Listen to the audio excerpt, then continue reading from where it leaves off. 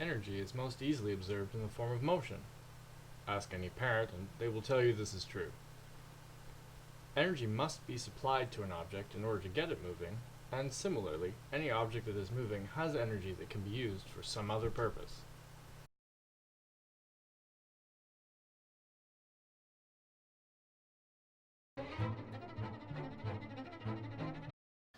Kinetic energy, or the energy required for an object to have speed, depends on two particular variables. The first one is the mass of the object in question, which, as always, we represent with an m. That's the mass of the object. And again, as always, mass is measured in kilograms in order to make the constants work. The second variable is the velocity at which the object is traveling. And when we're using speed or velocity in any of these kinetic energy equations, we need to use it in terms of meters per second in order to make the equations and the constants work out properly. So if you combine this and this quantity together in order to create an energy, the equation looks like your kinetic energy is 1/2 of the mass multiplied by its speed squared. So the most straightforward question that you'll ever be asked about kinetic energy is, if you put a particular object at a particular speed, how much energy is required to do it? So if we were to start with an object that has a mass of, let's say, 1,200 kilograms, which is about the mass of a typical Toyota Corolla, and we ask it to get going at 27 meters per second, which is approximately 100 kilometers an hour. Can a Corolla go 100 kilometers an hour? Really? What a world. Anyway, so if you take your kinetic energy equation and you dump these numbers in there, 1,200 for our mass and 27 squared for our speed, 1/2 of 1,200 kilograms would be 600. And 27 squared happens to be 729. And in order to get this kinetic energy, you need to take your 600 and multiply it by 729. And you get, 437,400 joules. And if you prefer that in metric prefixes, you could call that 437.4 kilojoules. So in order to get your Toyota Corolla up to highway speeds, the engine has to be able to dump 437,400 joules of energy into just making the machine move.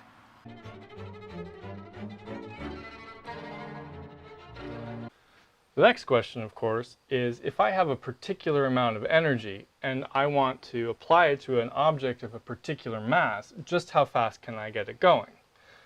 So in the last example, we had an energy that was around 400,000 joules, 400,000 joules. And this time, instead of applying it to a Toyota Corolla, we're going to apply it to something my size, which is approximately 80 kilograms in mass. So if you start with your equation, park in your 400,000 here, and my mass of 80 kilograms, leaving the speed undefined. 1/2 of 80 is 40. I'm going to have to take my 40,000, except I wanted 400,000, so here, well, that's a quick fix there, toss in a 0.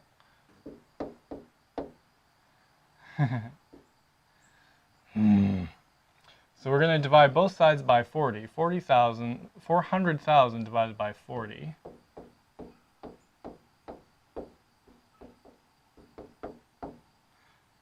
Ends up giving us 10,000. And in order to cancel this squared, I'm going to have to square root both sides. And the square root of 10,000 happens to be 100 meters per second. So if you were to apply that same amount of energy that it took to get a Toyota Corolla up to highway speeds to something my mass, I would end up going 100 meters per second, which is approximately 360 kilometers per hour.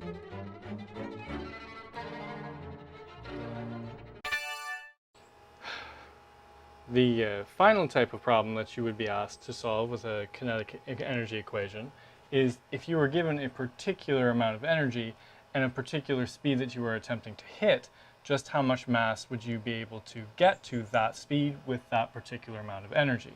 So if I were to happen to look up the nutritional value on this particular granola bar, I'd find out that inside of it there are approximately 570,000 joules worth of food energy.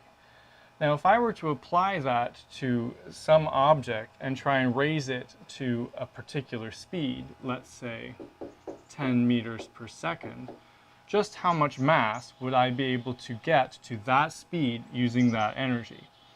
Just for interest's sake, if you remember from the public service announcement about meters per second, that 10 meters per second is approximately 36 kilometers per hour, which is about bicycle speed. So these are human achievable masses, and this is a human consumable object. So just how much mass could I get up to bicycle speeds after I eat this particular granola bar?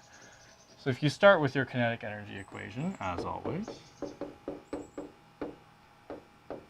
and I put in my 570,000 joules, the mass is unknown, and the speed is going to be 10 meters per second. If I multiply both sides by 2, I get that this is 1,140,000 over there. 10 squared is 100. So if I divide this side by this side, I end up with 1,140,000 divided by 100 should give me the amount of mass that I can accomplish. So this divided by this, 2 zeros cancels 2 zeros, leaves me with 11,400 kilograms. Now that seems like a freakishly large amount, and the problem is that when you put this amount of energy into your body, your metabolism does the miracle of biology, which is frightfully inefficient.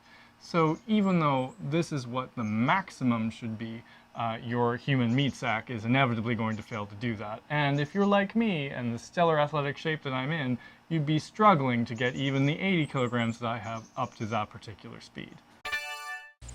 For practice work, more topics and videos, check the website. And to be sure, no middle-aged men were harmed in this film. Okay, get in our line.